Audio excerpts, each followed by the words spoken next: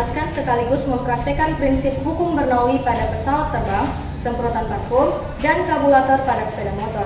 Di sini kami akan memperkenalkan diri kami masing-masing. Saya Istiqomah Lubis akan menjelaskan prinsip hukum Bernoulli pada pesawat terbang.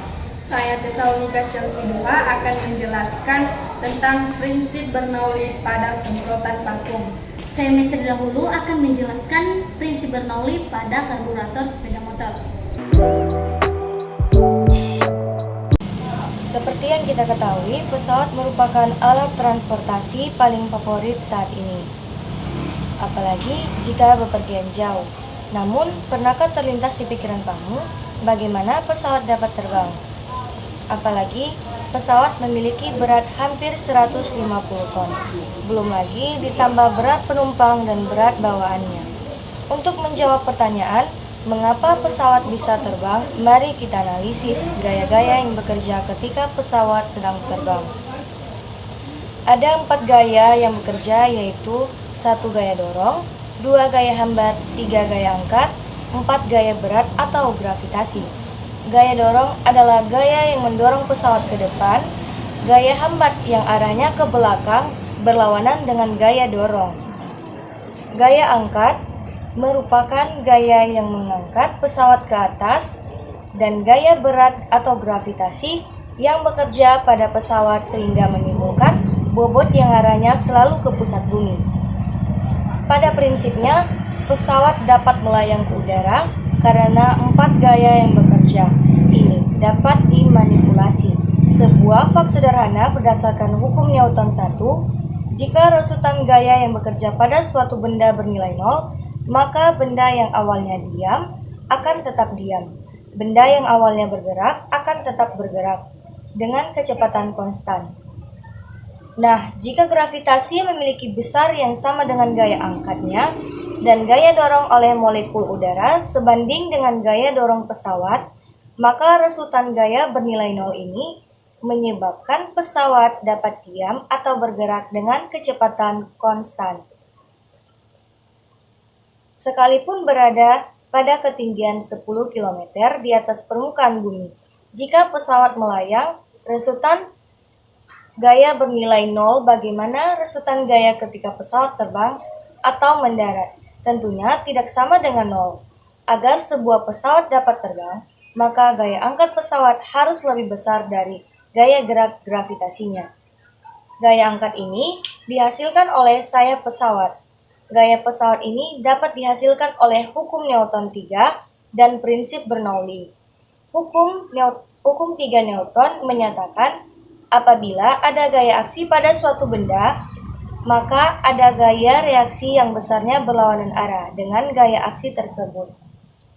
Apabila sayap mendorong, udara yang melewatinya ke bawah akan memberikan gaya reaksi yang arahnya ke atas, yang besarnya sama. Itulah kemudian yang menghasilkan gaya dorong ke atas. Agar gaya dorong ke atas lebih besar dibanding gaya gravitasi, maka digunakan prinsip Bernoulli. Prinsip Bernoulli merupakan sebuah istilah dalam mekanika fluida yang menyatakan bahwa pada suatu aliran fluida meningkat pada kecepatan fluida akan menimbulkan penurunan tekanan pada aliran tersebut. Saat melewati fluida, sebuah tabung, kita dapat mengubah kecepatan aliran dengan mengubah bentuk tabung. Bentuk tabung yang dibuat menyempit akan mempengaruhi kecepatan aliran fluida. Saat kecepatan aliran fluida ini meningkat, maka tekanan menurun. Kalau dilihat dari samping, maka bentuk pesawat akan tampak seperti tabung. Bentuk sayap ini akan menyerupai bentuk tabung. Udara yang melewati pesawat yang menyerupai bentuk tabung akan membuat kecepatan udara bagian atas lebih besar dibanding bagian bawah pesawat. Hal ini dikarenakan jarak tempuh lapisan udara yang mengalir di atas sayap lebih besar jarak tempuh bawah sayap. Karena udara di atas mengalir lebih cepat, sayap mengalir lebih cepat, maka tekanan di atasnya menjadi lebih kecil. Akibat perbedaan tekanan yang tinggi menuju tekanan yang rendah. Akibatnya, pesawat memiliki gaya angkat yang lebih besar dibanding gravitasi sehingga membuat pesawat dapat terbang. Mungkin ini saja yang dapat saya sampaikan tentang prinsip hukum Bernoulli pada pesawat terbang. Baik, di sini saya akan membahas tentang penerapan hukum Bernoulli pada semprotan parfum, yaitu ketika kita menyemprotkan parfum sebagai pengharum pakaian. Hal tersebut juga merupakan salah satu penerapan hukum Bernoulli pada kehidupan sehari-hari. Hukum Bernoulli adalah hukum yang berlaku untuk fluida dinamis. Bunyi hukum Bernoulli disimpulkan bahwa fluida yang bergerak seperti udara berkurang pada saat fluida tersebut bergerak lebih cepat. Hukum Bernoulli menjelaskan tentang konsep dasar aliran fluida atau zat cair dan gas, bahwa peningkatan kecepatan suatu aliran zat cair dan gas dapat mengakibatkan penurunan tekanan pada aliran zat cair atau gas. Cara kerja semprotan parfum yaitu ketika tombol penghisap pompa air ditekan, udara yang ada di dalam tabung silinder dipaksa keluar melalui lubang yang kecil.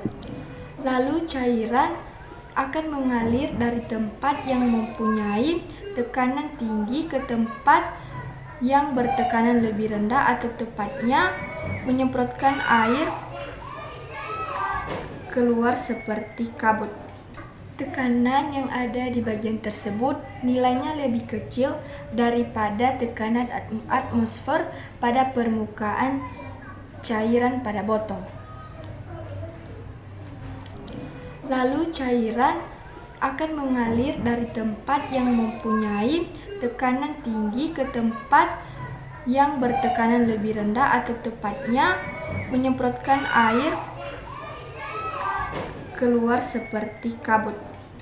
Semprotan parfum memiliki prinsip kerja yang sama dengan karburator.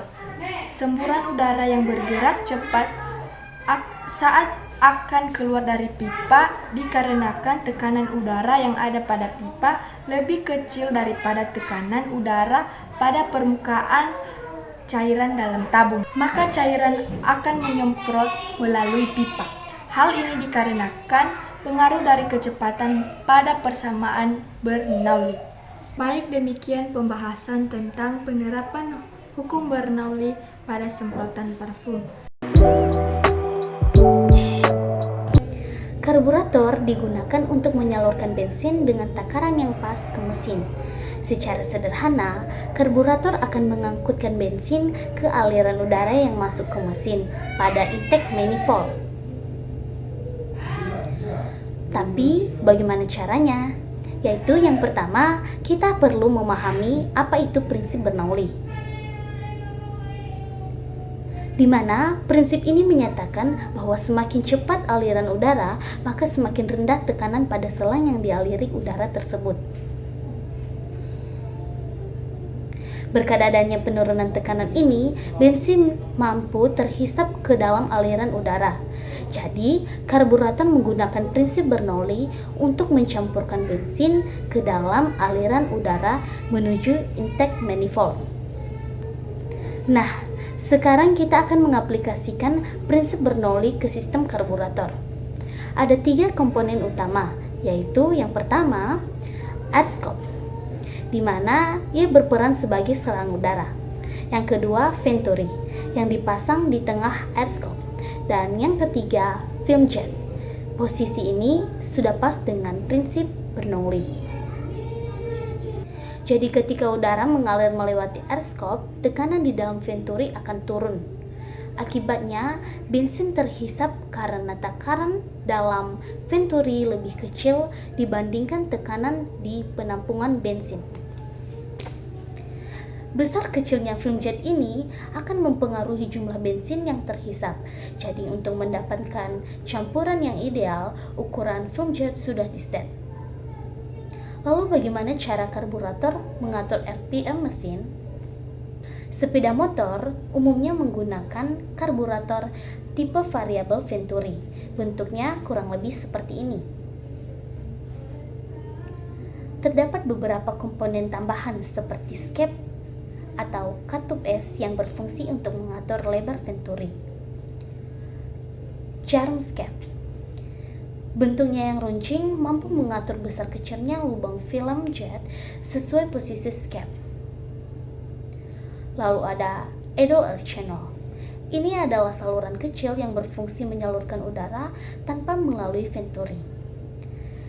Kemudian, film jet di sini dibagi menjadi dua, yakni main jet sebagai film jet yang mengarah ke Venturi dan idle jet sebagai film jet yang mengarah ke idle air channel.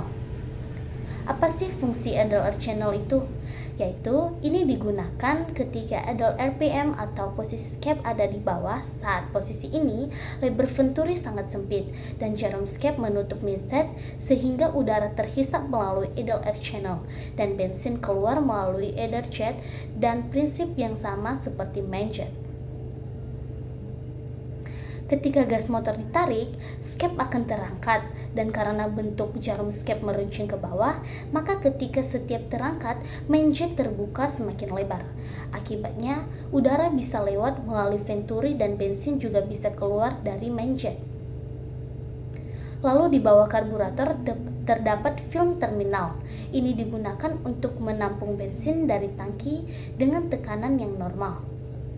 Tapi kan posisi karburator lebih rendah dari tangki. Harusnya bensin dari tangki itu tumpah.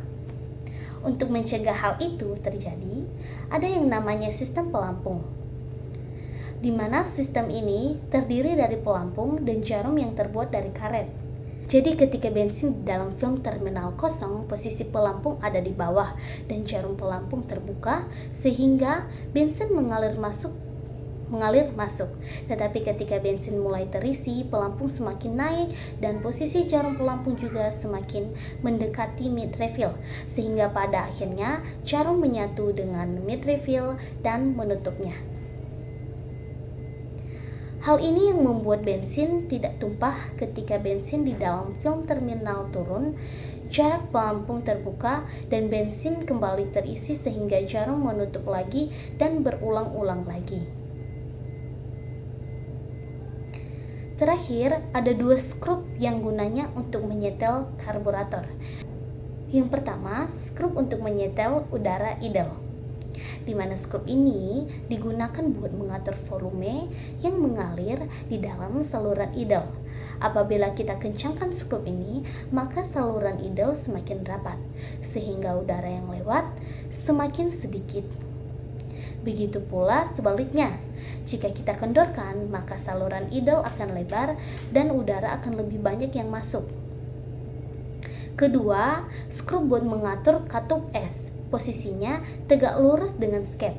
Kalau dikencangkan, maka skep semakin terangkat, sehingga celah Venturi semakin lebar.